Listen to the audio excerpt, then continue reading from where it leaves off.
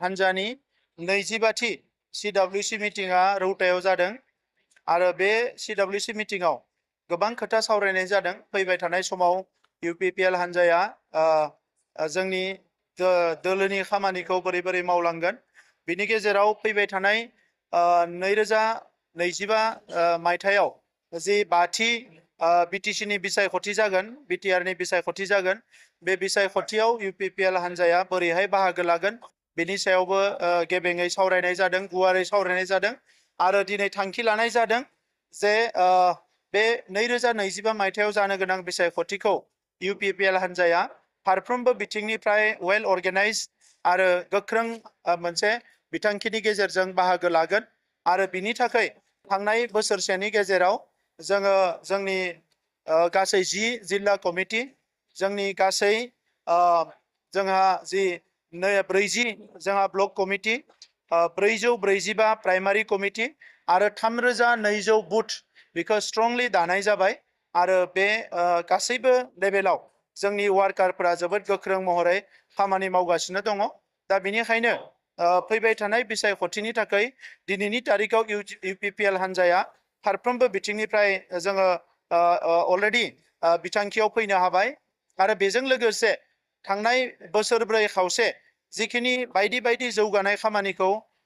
UPPL सरकारा मावनाय जादों बिनि सायावबो गुवारै आरो गेबेङै सावरायनाय जादों आरो बेवहाय बे बाथ्रायानो स्पष्ट जादों जे UPPL दोलोआ जि मोनसे बिथांखिखौ लानानै BTR ओनसोलाव गोजोन गायसननाय, BTR ओनसोलाव गासैबो हारि माहारि आरो नोगोरारिनि जिउ आरो सम्पतिनि रैखाथि, BTR ओनसोलाव बर' आरो गुबुन गुबुन हारिनि गेजेराव खौसेथि लाबोफिननाय, BTR ओनसोलाव जायफोरा थार बिजिरनाय मोनाखै होननानै गोबाव समनिफ्राय सानदोंमोन बिथांमोनखौ हा हुनिफ्राय लानानै गोबां मोनथायफोरखौ होनानै थार बिजिरनायखौ होनाय आरो सोरगिदिं जौगानायनि थाखाय थांनाय 4 खावसे बोसोराव गोबां खामानि मावनाय जादों आरो बेखौनो नुनानै दिनै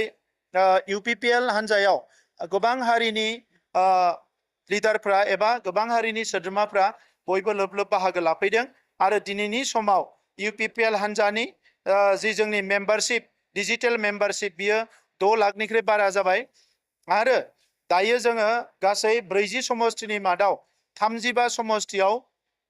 जोंनि जि मेम्बारशिप बियो 10,000निख्रुइ बांसिन जाबाय। दा बेफोरखौ नोजोर होनानै जों नुदों जे UPPL हानजानि खामानि मावनायखौ गासैबो आइ आफा रायजो राजाया एक्सेप्ट खालामदों, बर'आनो जा गुबुनानो जा आरो लोगोसे UPPL हानजानि जि साननाय हनाय, UPPL हानजानि गुबुन गुबुन बिथांखिफोरखौबो बयबो एक्सेप्ट खालामदों। आं UPPL हानजानि मिरुनि आफादगिरि महरै आरो BTR नि चिफ महरै बड'लेण्ड ओनसोलनि बर' माहारिनि गासैबो सानसुमै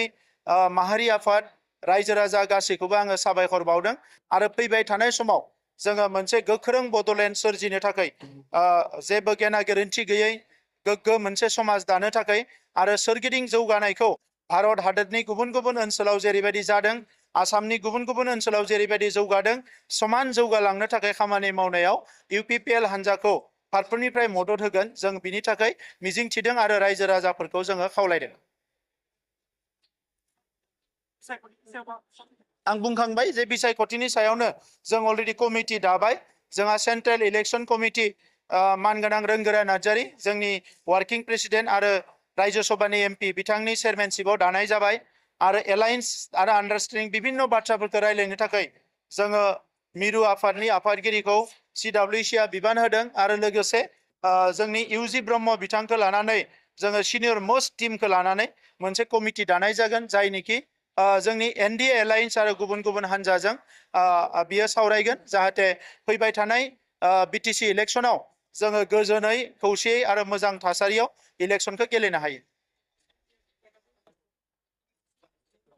आसामनि रायजो सभानि बिसायख'थिनि थाखाय जोंनि हानजाया अलरेडि दिनै थांखिखौ फोसावबाय जे NDA नि जि मोननै जि हानजा AGP आरो BJP नि मोनसे सीट बिथांमोना कन्टेस्ट खालामगोन आरो जों जिहेतु NDA नि पार्टनार बे हिसाबै NDA एलायन्स हिसाबै जोंनि NDA नि एलायन्सनि धोरोमखौ लानानै बिजाथि सानै बिजाथि AGP नि सासे आरो BJP नि सासे बे सानै बिजाथिनो जोंनि MLA बिथांमोना भट होगोन आरो बे खामानिखौ मावफुंनो थाखाय लरेन्स इस्लारि जोंनि फ्लोर लिडार एसेम्ब्लिनि लिडार बिथांनि दैदेननायाव टीम बानायनाय जादों। Thank you.